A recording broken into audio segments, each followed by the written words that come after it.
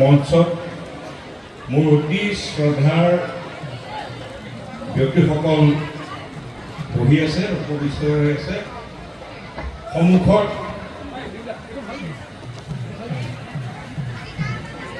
মোক যেন আশীৰ্বাদ দিবলৈ মোৰ পিতৃস্বৰূপ মাতৃস্বৰূপ সকলো বহি আছে। মোৰ ভাই ভনী নাতি প্ৰাৰম্ভক সকলোৱে যেন আগ্ৰহেৰে আছে। আজি মোৰ কাৰণে এটা ঐতিহাসিক দিন। অনুজে যেতিয়া মোক ফোন কৰিছিলে, অনুজ বুঢ়াগোহাঁয়ে, লগতে আমাৰ কেইবাজনীয়ে কমিটিখনে ফোন কৰিছিলে যে ৰমণী গাভৰু বঁটাটো আপোনাক দিব লাগে। মোৰ চিৰিংকে মাৰিব। মই বোলো এই ৰমণী গাভৰু বঁটা সাধাৰণতে ৰমণীসকলক দিয়া যায়, বা যিসকল মোৰ ধাৰণাটোহে মই কৈছিলোঁ তেখেতসকলক যে বহুতো আছে। আগতে সংযুক্তা পৰাশৰক দিছে, তেনেকুৱাকৈ বহুত আছে, মহিলা আছে। কৈছে নহয়, আৰু বাকীখিনি কথা ক'লে আৰু মই বুজি পালোঁ। কিন্তু মোৰ এটা বস্তু ভয় লাগিছিলে, সাহস হোৱা নাছিলে। আৰু ইয়ালৈ আহি সাহসটো আৰু কমি গ'ল, মোৰ আৰু নাইকিয়া হ'ল। এইকাৰণে ৰমণী নামটো শুনিলে কেনেকুৱা লাগিব? এই যে ৰমণীও এই বেলেগ ৰমণী দেই, বেলেগ এটা লাগে, হয় নহয়? এই বেলেগ ৰমণী দেই, ৰমণী বুলি ক'লে কিবা এটা ভাল লাগে নাই? বেয়াটো নালাগে ৰমণীটো। আৰু তেনেকুৱা ৰমণীয়ে বুৰঞ্জী প্ৰকৃত আমাৰ ছাৰে ইতিমধ্যে কৈ গৈছে যে ৰমণী যিটো মহাত্মা আছে, বা যিটো ঐতিহাসিক ক্ষণ আছিলে, বা অসমক ভাল পোৱা এগৰাকী ৰমণী আছিলে, তাৰে সেই বঁটাটো মোক দিব, এইটো কম কথা নহয়।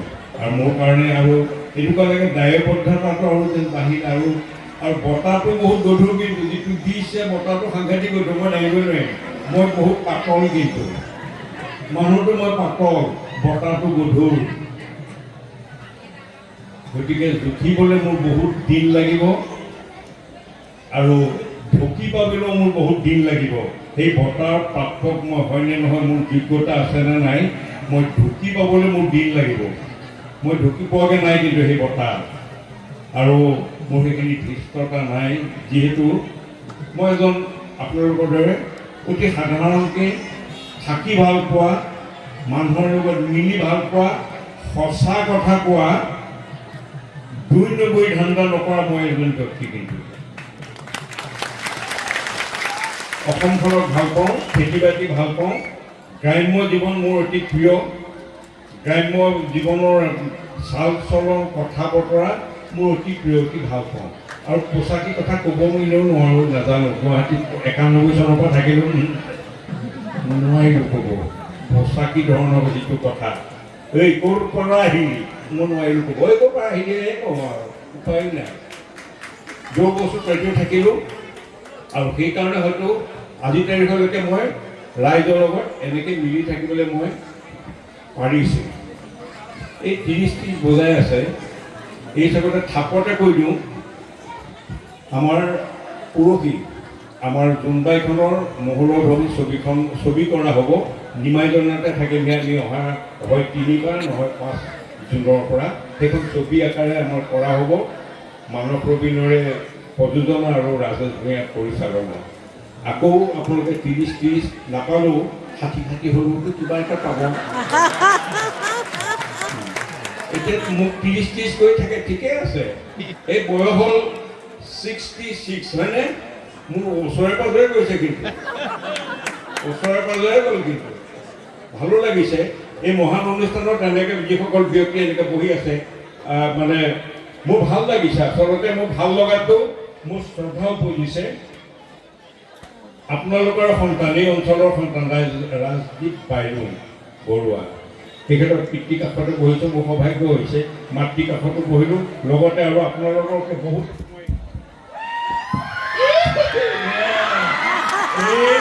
আহিব। এই বস্তুটো আহি আছে, কিন্তু আহি আছে, এইটো আহি আছে অলপ পিছত। সাংস্কৃতিক সন্ধ্যাত আছে হয়নে মজা লাগিব আৰু সেইটো কাৰণে অধিক আগ্ৰহে বাট চাই আছে আৰু মোৰ সেইকাৰণে মোৰ ভাল লাগিছে যে এনেকুৱা এটা অনুষ্ঠানত মই আহিলোঁ যি কি নহওক মোৰ সৌভাগ্য হ'ল এনেকৈ আহিলোঁ আমাৰ তেখেতে ক'লে যে আপুনি আৰম্ভণি কিবা এটা কৰক এতিয়া আৰম্ভণি কিবা এটা কৰিব মই নোৱাৰা হ'লোঁ জিতি খাই গ'লোঁ ঐ পূবে প্ৰণাম কৰোঁ গোসাঁই থাপনা ঐ পশ্চিমে প্ৰণাম কৰোঁ নাজিৰাৰ থানা ঐ উত্তৰে প্ৰণাম কৰোঁ গৰু গোহালি দক্ষিণে প্ৰণাম কৰোঁ মেকুৰী পোৱালি ঐ সভাৰ মাজে প্ৰণাম কৰোঁ যিহেতু ৰমণীৰ কথাই কৈ আছে সেই ৰমণী নহয় কিন্তু কৃষ্ণ সেইখিনি নোৱাৰি এই ঐ সভাৰ মাজে প্ৰণাম কৰোঁ বগী বগী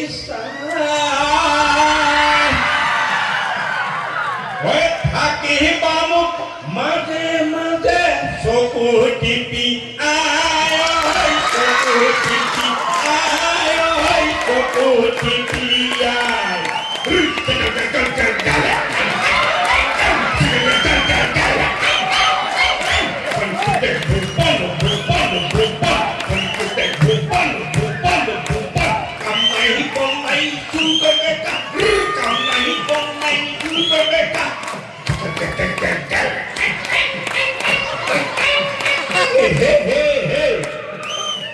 ৰমণী গাভৰু ভোটা ল'বলৈ আহিলোঁ কিন্তু ঢাল নাই তৰোৱাল নাই নিধিৰাম চৰ্দাৰ মই চকুটি মাৰি থাকোঁতে গ'ল জীৱনটো কিহৰ কাৰণে জানেনে এই কাৰবাৰটো হৈ আছে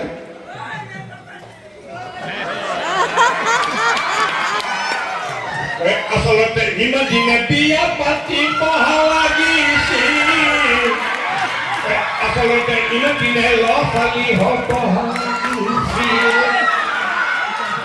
আচলতে ইমান দিনে বিয়া পাতিব লাগিছিল আচলতে ইমান দিনে ল'ৰা ছোৱালী হ'ব লাগিছিল আচলতে এতিয়াও যৌৱন ভাতি দিয়া নাই চুলিকেইটা পকিলেও চকু পাৱাৰ কমিলেও মনত পাৱাৰ কমা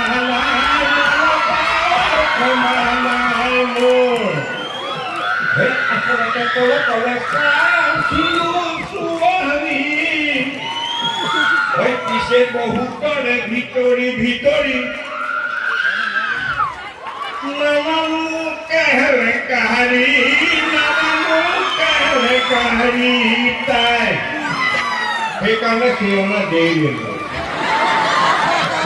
সেইৰণা দেৰি লাগে এতিয়া আগলৈও নাই পিছলৈও নাই কোনো নাই পাওঁ নাই এতিয়া কিন্তু মই বিন্দাছ পকেটত কিন্তু এটা মোবাইল নাই কিহৰ কাৰণে জানে নাই মোবাইলটো হেৰি কৰি তাৰমানে মই মিছ কৰোঁ নাহে কিছ কৰোঁ নাহে মজা আছে সেইটো মজাটো বেলেগ সেই মজা চবেই ল'ব পৰা নাই কিন্তু ইয়াত কোনোবাই কোনোবাই সেই মজাটো লৈছে আৰু বিয়া পাতিও মজা লৈছে বিয়া পাতিও মানে কি ধৰণৰ মজা লৈছে এতিয়া চাগে লগত অনা নাই মোবাইলটো অপাৰেট হৈছে এই নেটৱৰ্ক নাই নহয় নেটৱৰ্ক নাপায় ইয়াত যদি ক'ৰবাৰ কাৰোবাৰ লগত বহি আছে এই তুমি যাব লাগে ধুনীয়া পেণ্ডেলত যাব নোৱাৰি ইমানলৈকে মেখেলা কেনেকৈ যাব এইটোৱে গুচি আহিলে ইয়াত কিন্তু কি কৰি আছে ক'ব পৰা নাই ইয়াত নহ'ব পাৰে বেলেগ বেলেগ পেণ্ডেলত হয় ইয়াত নহয় কিন্তু দেখিছোঁ মই এনেহে ফুটিলে ফটোৱাই এনে মানুহটো মই ফটোৱা উপায় নাই মানে মানুহটো এনেকুৱা ফটো মানে এনেকুৱা হৈ গ'ল আজি ফ'ৰলেণ্ডত আহিছোঁ নহয় যোৰহাটলৈকে ফ'ৰলেণ্ডত আহিলোঁ যোৰহাটৰ পৰা থিয় গ'লে ফটোৱা লেণ্ডত আহিলোঁ এনেকৈ আহিলোঁ ফ'ৰলেণ্ড কিন্তু দেই এনেকৈ আহিলোঁ মই মানুহটোৱে ফটোৱা কি কৰিব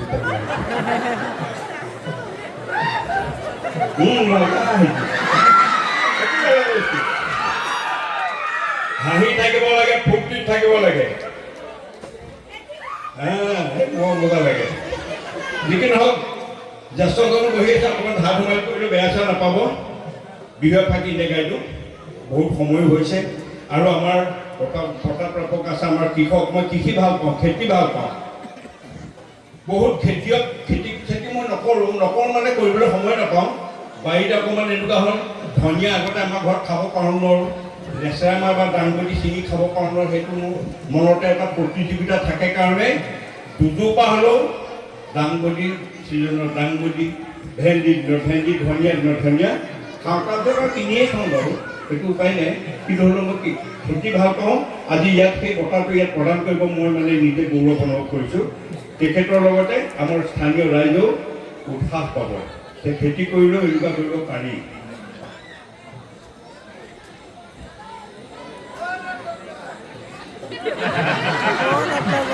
দেহ দিও যাহালে দেৱে দৰি কনাও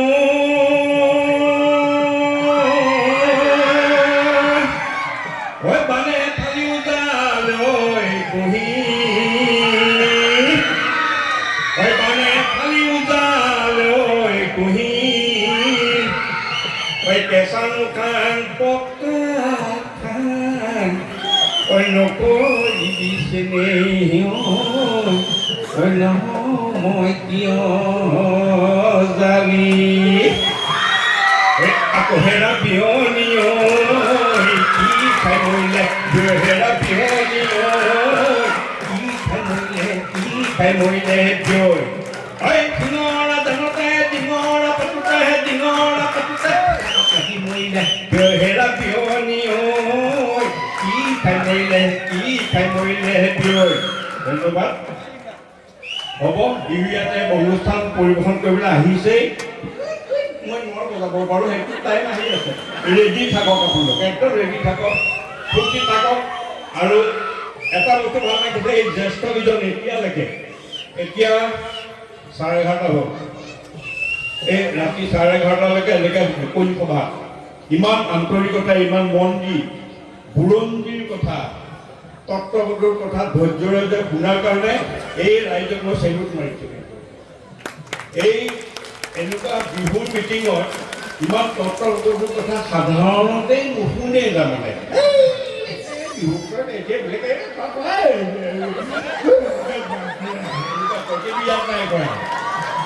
সেইটো ডাঙৰ কথা।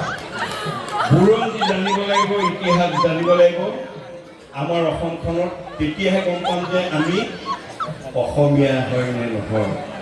আমাৰ বুৰঞ্জী প্ৰসিদ্ধ এইখন দেশ অসমখন, তাতে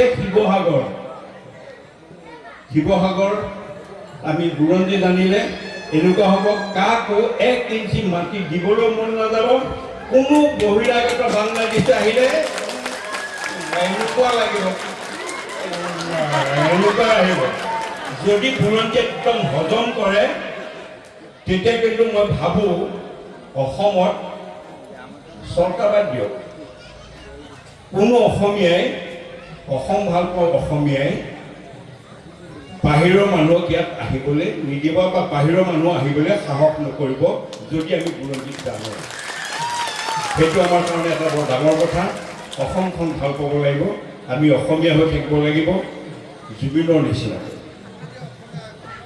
জুবিনৰ যিটো অসম ভাল পোৱা, কাৰণ সি একেবাৰে হৈ মায়ানগৰী এৰি থৈ আহিছে, সি অসম ভাল পোৱাৰ কাৰণে। কম কথা নহয়, মায়ানগৰী এৰি থৈ আহিছে, সি অসমীয়াক ভাল পায়, সহায় কৰি ভাল পায়। সি মানে এনেকুৱা হয়, কাকো খাতি নকৰাকৈ কিছুমান কথা কয়, যিখিনি আজিকালি এনেকুৱা হৈছে। আজিৰ তাৰিখত জুবিনে কোৱা কথাখিনি ঠিক আছিলে, কোনো তেতিয়াহে আমি বেয়া পাইছিলোঁ দেখোন।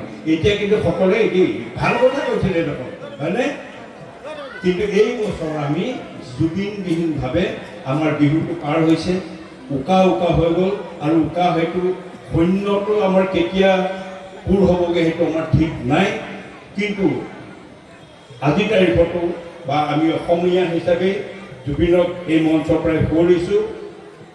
ন্যায় পাব লাগিব, উচিত ন্যায় পাব লাগিব জুবিনে, সেইটো আমি দাবী কৰিব পাৰোঁ। যিহেতু আমাৰ মনত সুখ খং সকলো আছে, দুখ আছে। জুবিন কেনেকৈ ঢুকাল, কি কাৰণে ঢুকাল, সেইটোতো লাগিব নাই? লাগিব।